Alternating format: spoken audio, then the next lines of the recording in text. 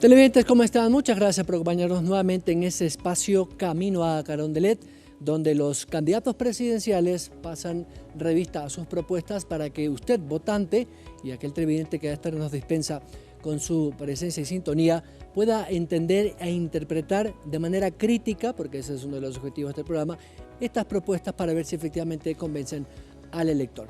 Está con nosotros el candidato Guillermo Celi Santos, de la agrupación Suma 23, de la provincia de Manabí. Él es uno de los jóvenes candidatos que también busca el apoyo popular, y como siempre vamos a compartir esta pantalla y este espacio con nuestra compañera y amiga María Paz Gervis.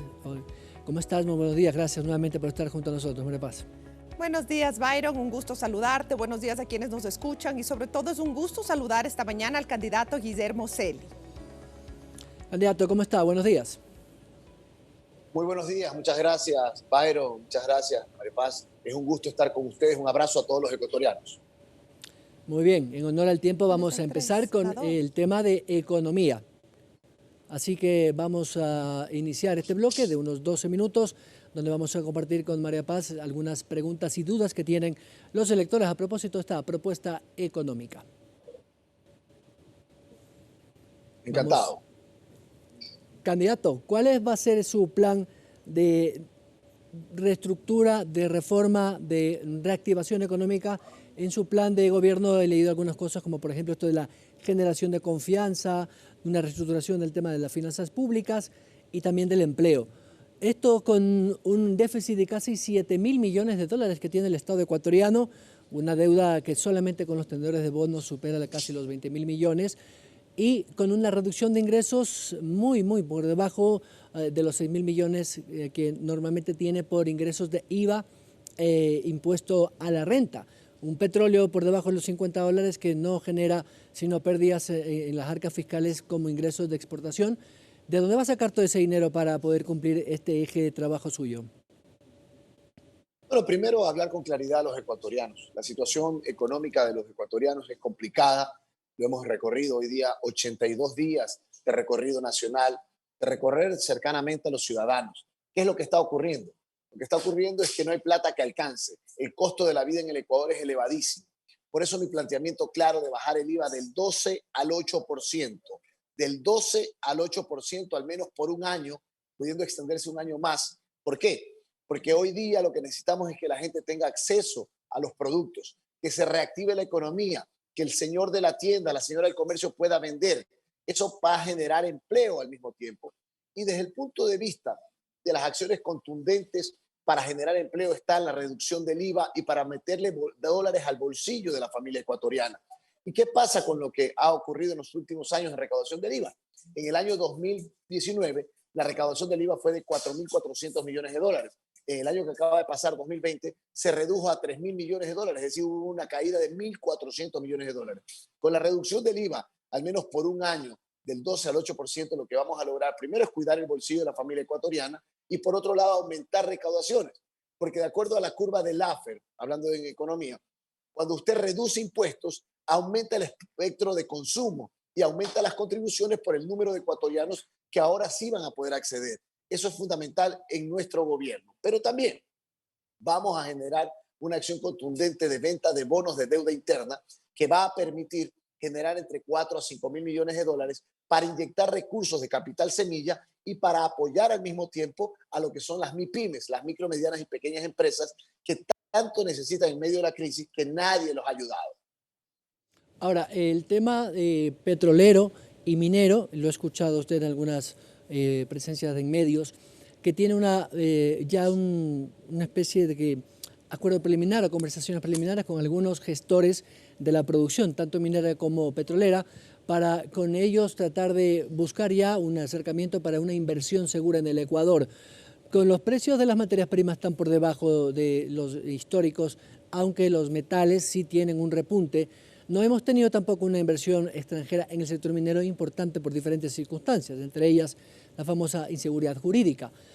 ¿Cuáles serían esos ejes centrales en lo que tiene que ver con recursos extraíbles como el petróleo y la minería? Bueno, fundamentalmente repotenciar la producción petrolera. El barril de petróleo hasta este año finalizando diciembre será entre 45 a 55 dólares por barril. Eso es lo que va a oscilar. Entonces tenemos que aumentar la producción petrolera.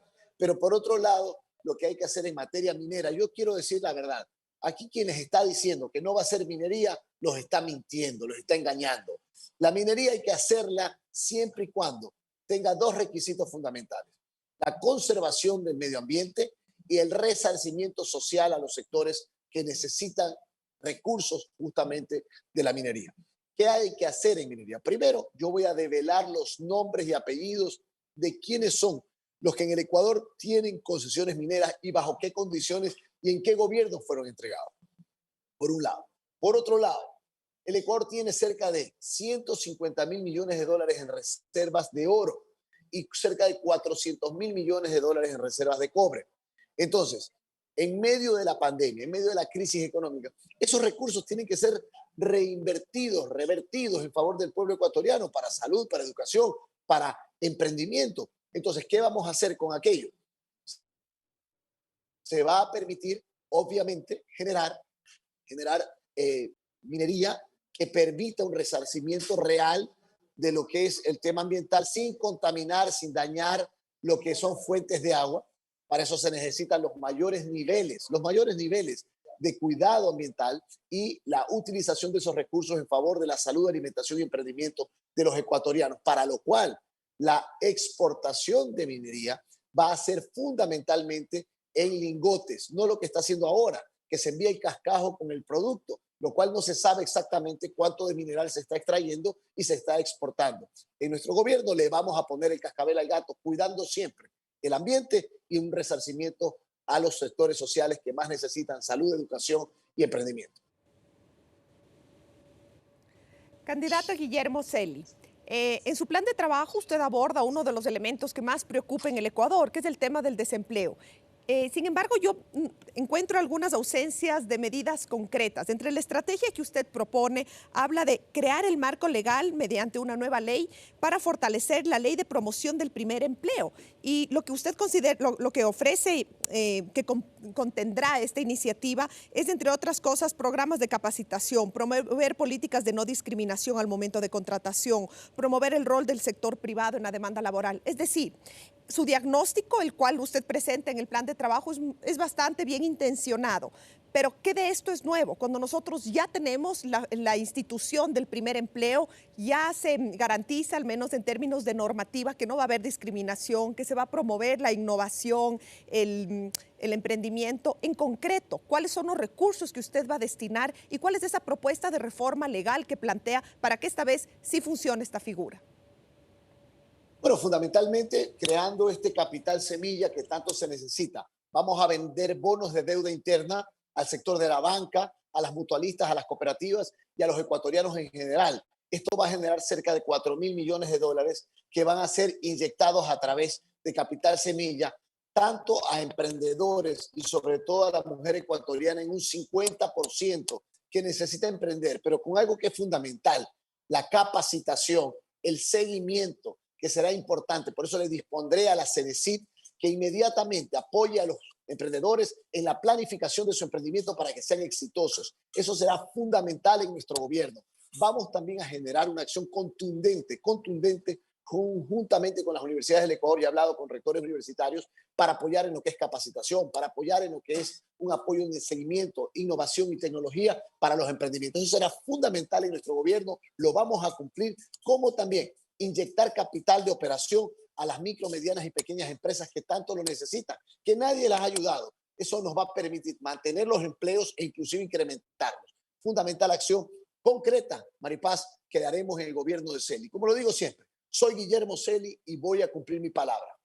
En esa misma línea, en la propuesta de salarios, ofrece usted en su plan de trabajo revisar de manera más técnica, y cito textual, los salarios. ¿A qué se refiere con esto? Porque el tema del alza salarial genera mucha preocupación en el sector empresarial, pero al mismo tiempo tenemos que reconocer que hay mucha duda de que el salario mínimo, que ya es elevado en el Ecuador, sea suficiente para cubrir la canasta básica. ¿A qué se refiere con criterios más técnicos y cómo piensa encontrar un punto medio para esa tensión que existe?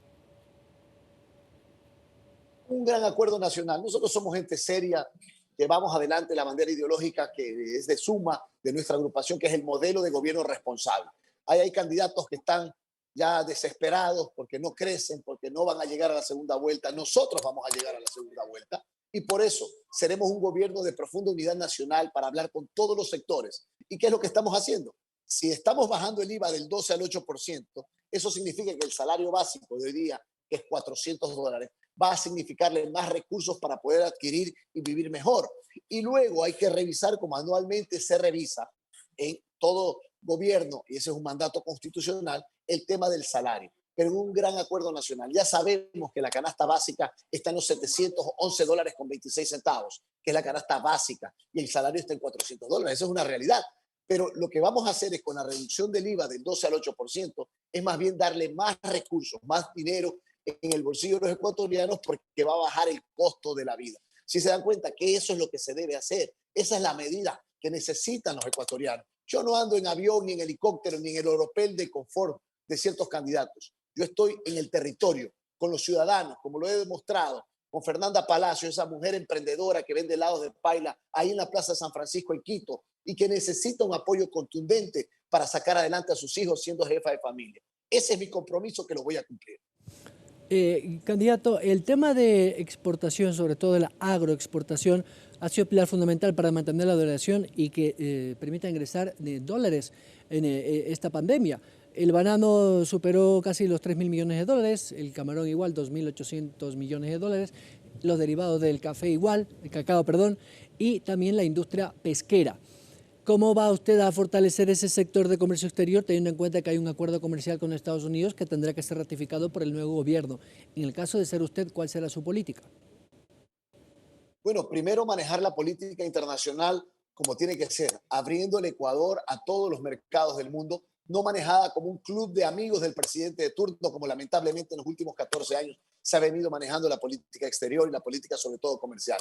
Nosotros firmaremos un acuerdo comercial con los Estados Unidos para poder facilitar la exportación de nuestros productos a nuestro principal socio comercial, que es los Estados Unidos, que es lo que tenemos que hacer. Pero adicionalmente, también vamos a abrir otros mercados como lo que es la Alianza del Pacífico, que es un acuerdo comercial con Chile, Colombia, con México, ampliando lo que el Ecuador puede exportar. Pero también, fundamentalmente, aquí en el Ecuador necesita competitividad. Por eso vamos a bajar aproximadamente hoy día en el Ecuador el 10,76% un ponderado.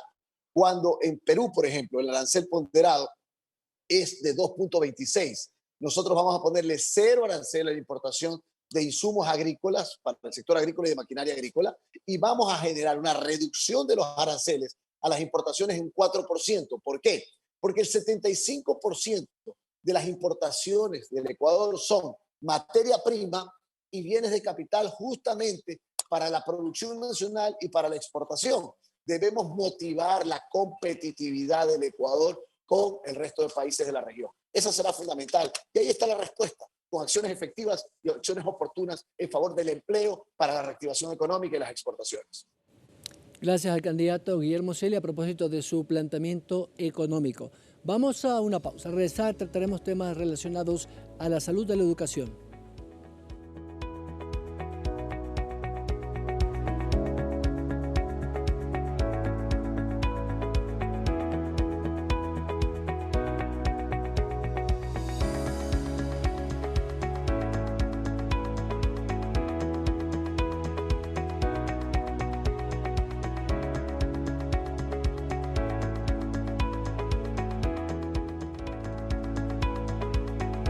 Regresamos, gracias por su sintonía. Estamos esta mañana dialogando con el candidato Guillermo Celi. Y ahora vamos con un segmento que aborda dos temas fundamentales: salud, educación. Empecemos por lo primero, por salud. He revisado su plan de gobierno. No veo mayor explicación salvo el que se ofrece el ampliar la cobertura. ¿Cómo? La pregunta es cómo. Es decir, la Constitución actualmente ya establece la cobertura de salud universal. ¿Cuáles son los recursos que va a utilizar y cuáles son los mecanismos concretos para que esta vez sí se pueda cubrir la salud de manera universal?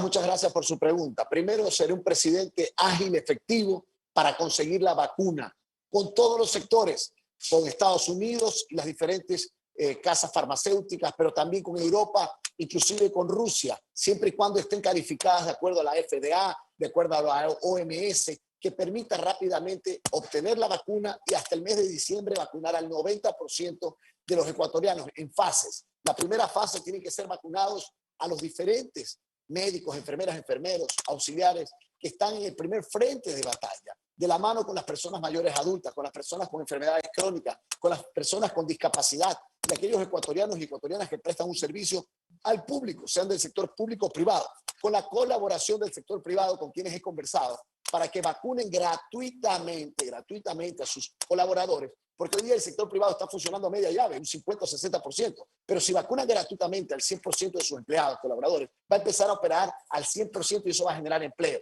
Eso será fundamental.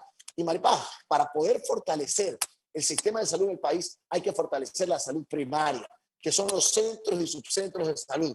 ¿Qué es lo que hay que hacer?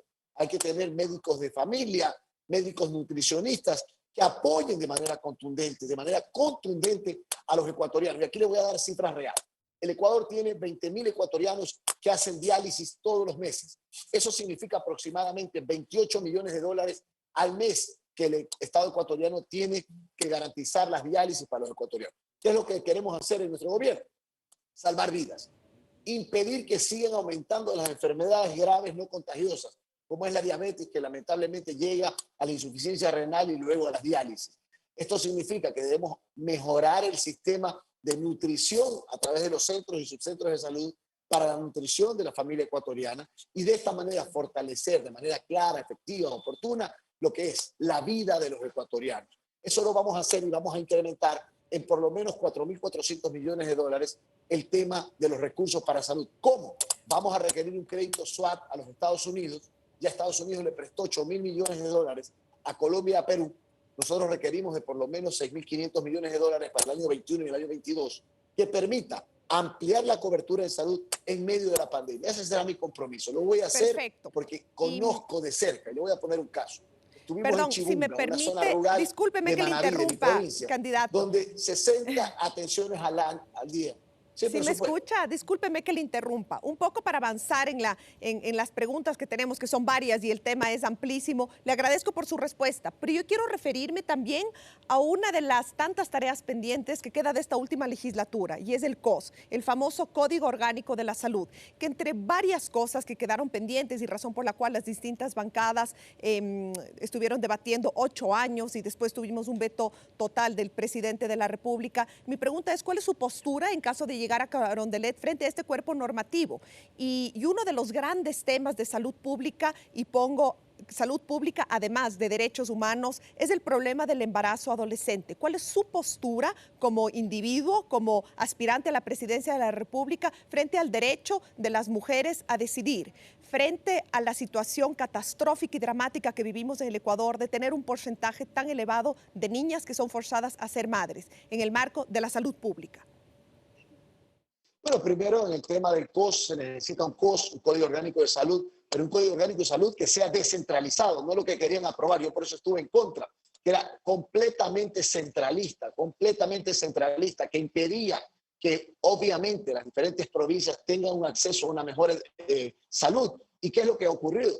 En ese COS lo que querían es que el ministro o ministra de Salud sea juez y parte de absolutamente todo, y lo cual no está bien. En materia de lo que usted habla, de embarazos, ¿qué es lo que vamos a hacer? Fortalecer los principios y valores, educación. Esto va por la educación en principios, en valores, en respeto entre todos.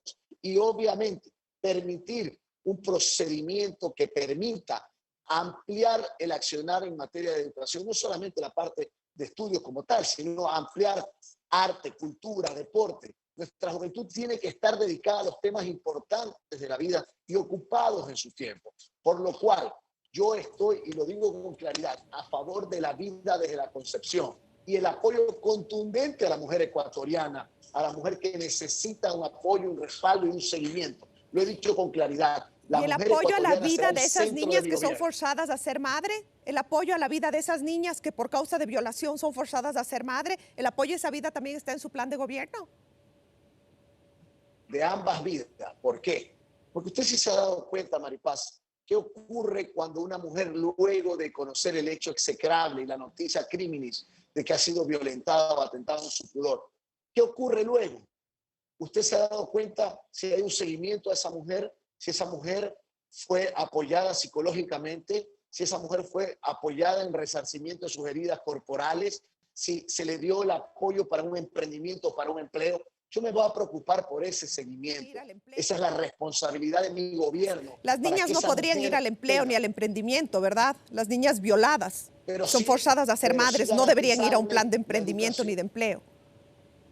Pero sí garantizarles la educación hasta el final de su carrera, que eso será fundamental como un resarcimiento del Estado ante aquello. Y en el caso de quedar embarazada, ese bebé tiene que ser entregado en adopción si no lo quiere tener. Hay que salvar las dos vidas. Yo estoy a favor de la vida de la concepción con una alternativa clarísima en favor de la mujer ecuatoriana y del bebé que está por nacer, que se lo pueda entregar en adopción en esos casos en particular. Candidato, vamos a entrar ahora en el tema, aunque el tema de salud es muy amplio y nos falta tiempo, creo que el tema de educación también es fundamental. En este caso puntual, la teleeducación va a seguir como regla general este 2021, pero hay casi 4 millones de niños, lo ha dicho un estudio del PNUD, incluso de UNICEF, conjuntamente con las autoridades ecuatorianas, que están prácticamente fuera del sistema educativo por falta de recursos tecnológicos, evidentemente, por una gran brecha digital y sobre todo porque los contenidos no han podido ser distribuidos como lo había planteado el Ministerio de Educación. Lo ha pasado en todos los países, pero en el caso de Ecuador ha sido dramático. ¿Cuál va a ser su eje central? ¿Va a ser una reforma integral estructural de la educación como está actualmente el sistema? ¿Va a volver al bachillerato de humanidades como era en la antigüedad o como era hace unos 15 años? Y segundo, su presupuesto para educación, ¿cuál será? Porque de lo que conozco cifras, está más o menos en unos 4.000, casi 5.000 millones de dólares entre la educación básica y la superior.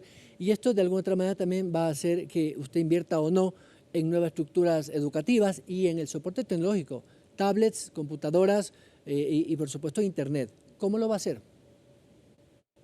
Pero sin lugar a dudas, la educación será fundamental en nuestro gobierno. Vamos a una reforma estructural de la educación. Ahí hay que establecer el fortalecimiento de los principios y valores de la nación ecuatoriana, la honestidad, la ética, la decencia, el trabajo esforzado para salir adelante. Por eso vamos a incorporar materias como moral y cívica, lugar natal, lógica y ética, para fortalecer esos principios y valores que tanto requiere nuestro país. Y vamos a incorporar dos materias importantes. La una, educación vial.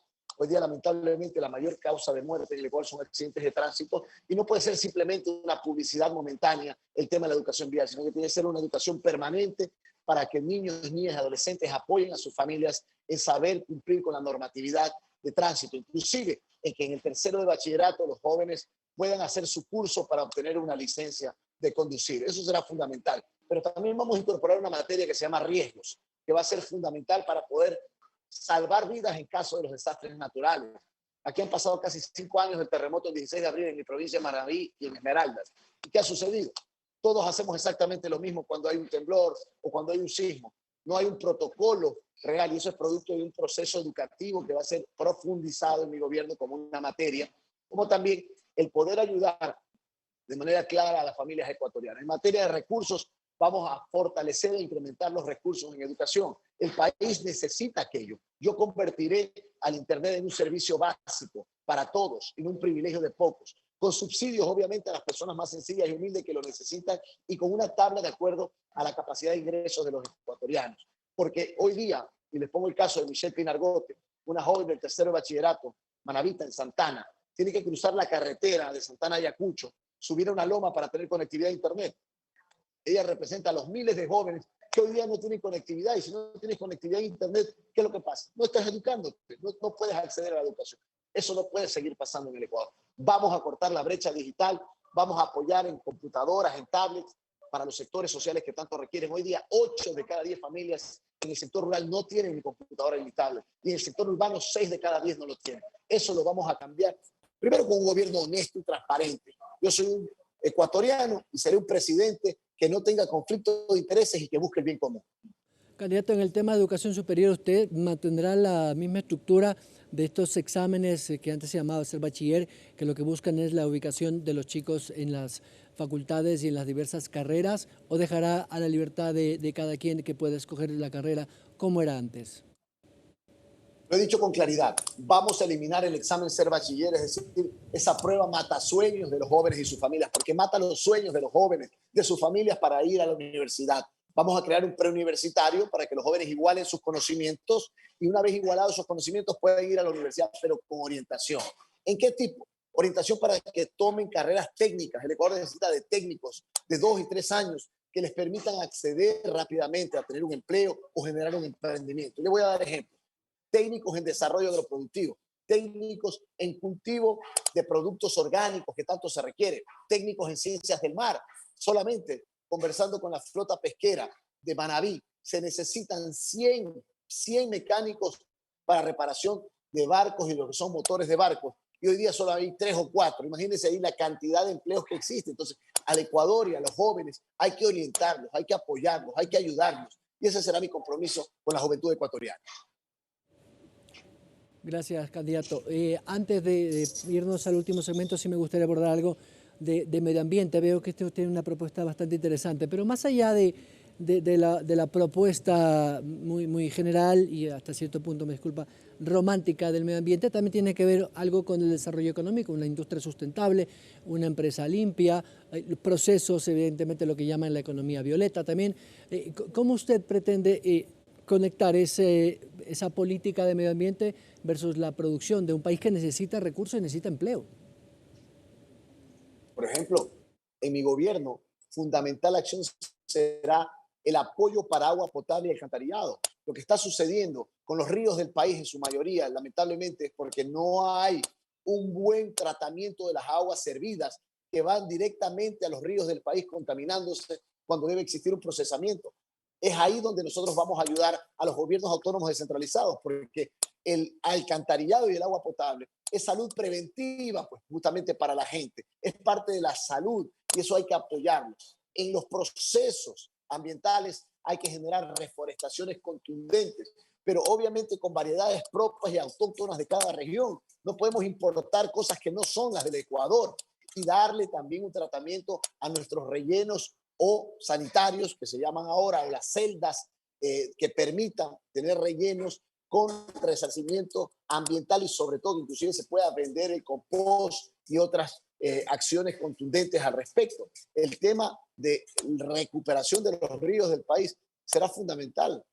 En el recorrido nacional es terrible lo que es la contaminación, producto justamente por falta de alcantarillado, porque no hay tratamiento de agua servida como tiene que ser. Y eso será fundamental en nuestro gobierno, como también el tema del reciclaje en origen, es decir, en cada una de las viviendas, con lo cual colaboraremos con los gobiernos autónomos descentralizados para tomar las mejores acciones en materia ambiental.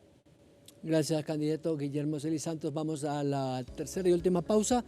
Vamos a abordar en el siguiente bloque temas relacionados a la correlación de fuerzas, derechos, el tema también de la institucionalidad del Estado y por supuesto también las relaciones con los otros poderes del Estado y el combate a la corrupción. Volvemos.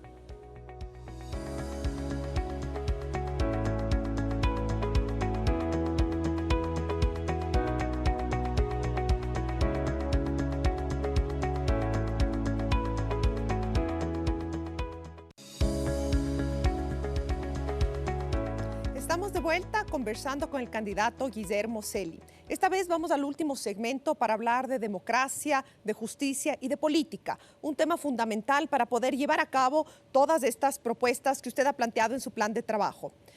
Empiezo por lo más importante, ¿con quién va a gobernar? Hemos visto en los últimos meses que ciertamente el escaso bloque que usted tenía en Suma se han alejado un poco del apoyo a su candidatura y le pongo nombres en concreto. Le puedo hablar de qué pasó con una figura como la de Sebastián Palacios, con Gabriela Larreategui, Héctor Muñoz. La pregunta es, ¿cuáles de las caras visibles que hemos visto hasta el día de hoy los ecuatorianos son quienes van a ser parte de su movimiento político, es decir, de su gobierno?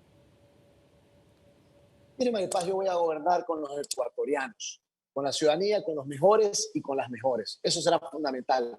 Yo estoy muy contento con la renovación que hemos logrado en Suma, con Mauricio Salén, con con Leonardo Viteri, con Sandra López, con Verónica Sevilla, la futura vicepresidenta del Ecuador. Estoy muy contento con aquello, con Susana Santiesteban, mujeres y hombres valiosos y valiosas que le van a hacer bien al Ecuador. Yo trabajaré en mi gobierno con un gabinete de mujeres y hombres de primer nivel y vamos a hacerlo en profunda unidad nacional. El Ecuador está cansado de 14 años de división, de diatriba y de confrontación. Yo seré el presidente de la unidad. Hay que dejar atrás esos 14 años y ponernos de acuerdo en 5 temas que son fundamentales: empleo, emprendimiento, lucha contra la corrupción, educación y salud. Esas serán las acciones fundamentales en nuestro gobierno para trabajar con todos y con todas. Seguro que sí. Sin embargo, es natural que nos genere un poquito de curiosidad a la ciudadanía. ¿Qué pasa? Estoy hablando de un bloque pequeño. Apenas menciono a 3 asambleístas que ciertamente, siendo un bloque, insisto, que no era de los grandes, tuvieron posturas que lograron cierta notoriedad y cierto liderazgo. ¿Qué pasó? Creo que es de nuestro afán saber cómo se llegan a las concertaciones o a las rupturas dentro del bloque. Esa transparencia creo que es elemental para poder entender los liderazgos. Pero justamente lo que va a suceder en nuestro gobierno es que haremos una gran acción de acuerdo nacional. Si no logramos los mismos, los que vamos a hacer son las consultas populares. Es más, yo convocaré en 90 días, y lo he dicho claro, apenas posesionado, una consulta popular, porque hay que eliminar el Consejo de Participación Ciudadana, hay que aprobar la ley de extinción de dominios, que ahora está en el veto presidencial, y si no la aprueba este gobierno, yo la pondré en conocimiento, el texto íntegro de la ley de extinción de dominios, ante los ecuatorianos, justamente para votar todos los ecuatorianos a favor de aquello y poder recuperar la plata robada con una figura importantísima, como es la incautación y remate de bienes de los corruptos, que sirva para educación, salud, que es lo que requieren los ecuatorianos. Esa será mi acción. Profunda unidad nacional, sí, pero si la Asamblea no está a la altura de los ecuatorianos, las consultas populares es la mejor herramienta para poder transformar el Ecuador rápidamente. No se puede esperar más. Precisamente, candidato, usted no tendrá una asamblea con una correlación de fuerzas que le permita. Digo esto porque seguro va a ser una dispersión muchísima mayor que la que hubo en este actual Parlamento, y eso no le va a permitir enviar proyectos de ley, que veo que usted tiene bastantes proyectos de ley para enviar a la Asamblea para poder tener el marco jurídico que le permita a usted gobernar 4 años. Es decir, que usted va a mantener las consultas populares como parte de su estrategia de aprobación de leyes necesarias para el país. ¿Cree usted que va a tener el apoyo popular? Sin lugar a dudas. La primera acción es llegar a los grandes consensos con todos los sectores. Eso será fundamental. Y obviamente, si no existe ese apoyo por parte de los más amplios sectores en la legislatura, pues bueno, tendremos que ir a las consultas populares. Pero yo no voy a caer en lo que lamentablemente ha caído este gobierno, en el reparto y en la diatriba. Eso no puede ser posible. En nuestro gobierno las cosas son claras y transparentes. O nos vamos por la gran unidad nacional o nos vamos a las consultas populares, que los ecuatorianos están hartos de lo mismo y quieren un recambio generacional, que justamente es lo que nosotros le planteamos a los ecuatorianos. Pero gobernar solo a punta de consulta popular como que además va a resultar muy costoso y va a ser muy complicado por la operatividad mismo, y estamos en una emergencia sanitaria que no va a pasar este año. Y como usted sabe, no vamos a tener el plan de vacunas. Imagino que usted también ya lo tiene como un tema que hay que ser sensatos y decir la verdad a los ecuatorianos. No va a poder vacunar al 50% de la población, ni usted ni el resto. Eso implica que no sería conveniente hacer elecciones, en este caso para consulta popular o para cualquier otra acción democrática de consultas, precisamente porque es un riesgo. Entonces, no sé qué tan práctico es esto de las consultas. Bueno, una consulta de entrada entre los primeros 90 días de mi gobierno, eso va porque va. Se requiere urgentemente para eliminar el Consejo de Participación Ciudadana, que no ha servido sino como un ente para tomarse a los órganos de control que no controlaron nada.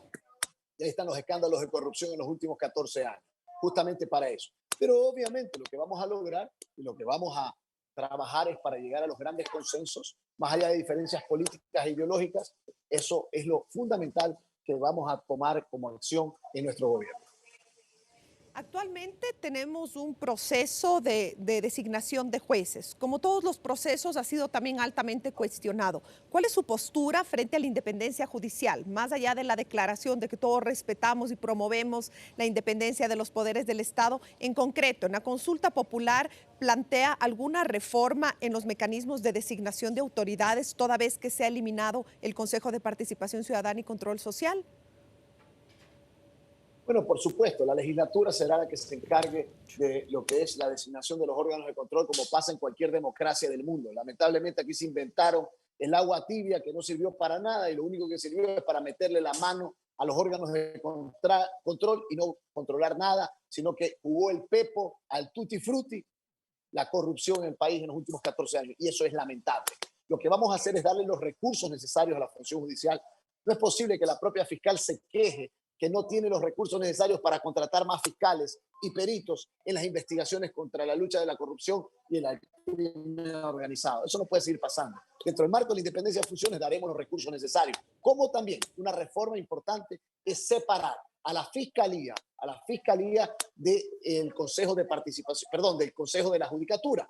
No tiene nada que ver ahí en el tratamiento de conductas de la fiscalía. Necesita la fiscalía autonomía absoluta para poder investigar todo y llegar a las resoluciones y a las acusaciones en el caso de encontrarlos para luchar contra la corrupción y el crimen organizado. ¿No le preocupa, sin embargo, una asamblea que claramente sabe que no tendrá a favor y que ya antes de llegar al poder ya anticipa que si es necesario se legislará con varias consultas populares? ¿No le preocupa esa tensión entre el Ejecutivo y el Legislativo? Cuando hablamos de recambio generacional, ¿nos referimos solo a la edad de quien ocupa los puestos de decisión o a la forma de hacer política? Me pregunto si no es momento en que pensemos en mecanismos de diálogo y de crear puentes entre los poderes del Estado.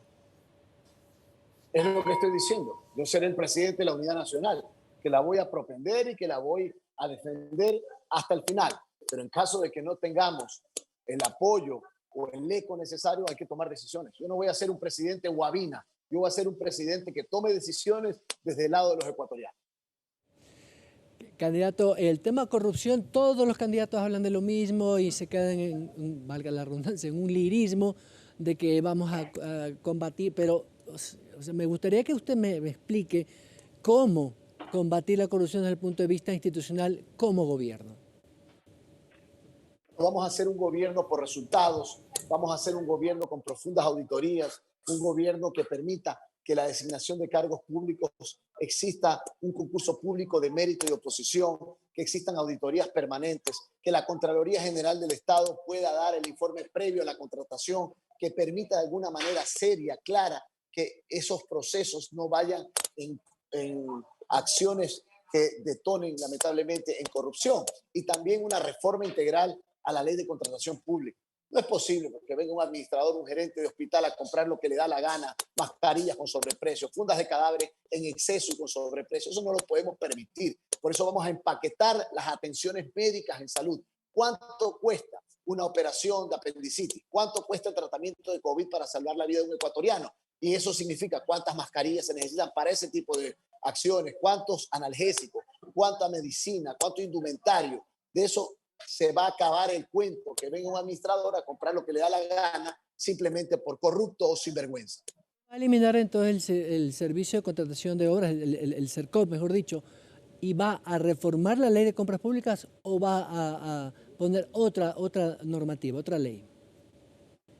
Bueno, vamos a reformar la ley de contratación pública justamente para reforzar los controles, para impedir que exista lo que ha existido lamentablemente, el reparto de hospitales, la sinvergüencería. ¿Por qué? Porque hay un libre albedrío, arbitrio, que hagan lo que les dé la gana. En mi gobierno se acaba eso. Primero porque va a ser un gobierno sin conflicto de intereses. Aquí las cosas como son y el cascabel al gato lo vamos a poner en este tipo de acciones. Para ir concluyendo, yo quiero pedirle, candidato Celi, que se dirija a su provincia.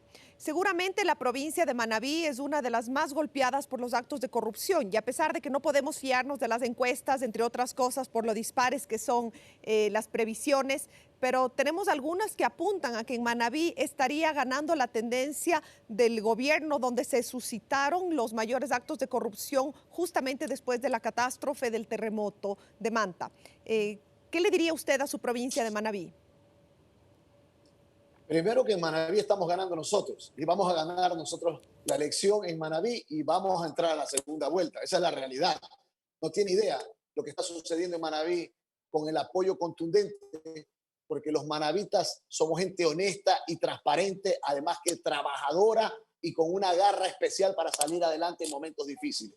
¿Cómo es posible lo que ha sucedido en el hospital de Pedernales? ¿Cómo es posible que el hospital de especialidades no esté de Portoviejo con las 528 camas? ¿Cómo es posible que lo hayan utilizado de botín político? Eso en mi gobierno se acaba y voy a repotencializar el sistema de salud y los hospitales en nuestra provincia, el de Chone, el Napoleón Dávila Córdoba, el Miguel Achalcíbar, el Hospital Rodríguez Zambrano de Manta, el Hospital de Especialidades. Y decirle, vamos a dar todo el apoyo a la función judicial para que establezca responsabilidades en el manejo de los recursos de la plata de reconstrucción, cuando tenemos familias enteras que no tienen su vivienda. La gente sabe, por eso en Manabí, Celi y la 23 va a ganar y vamos a ganarle bien. Se acabó el cuento de que había un solo movimiento que ganaba en Manabí.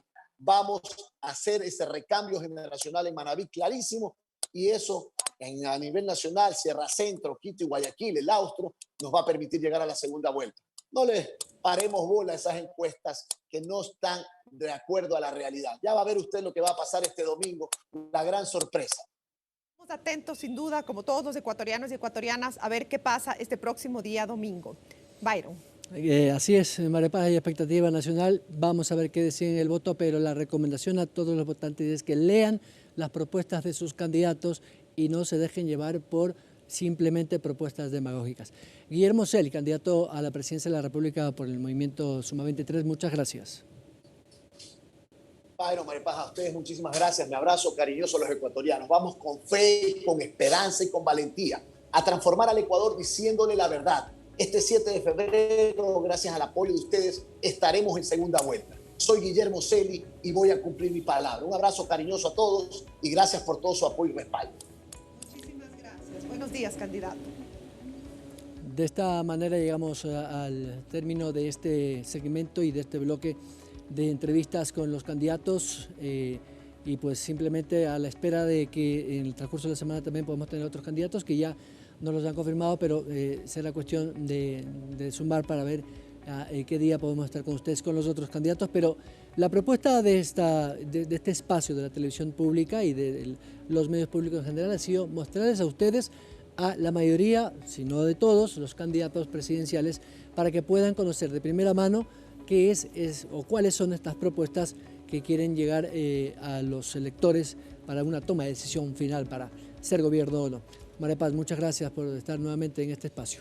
Gracias también y bueno, una buena semana para todos y para todas, semana clave para nuestro país.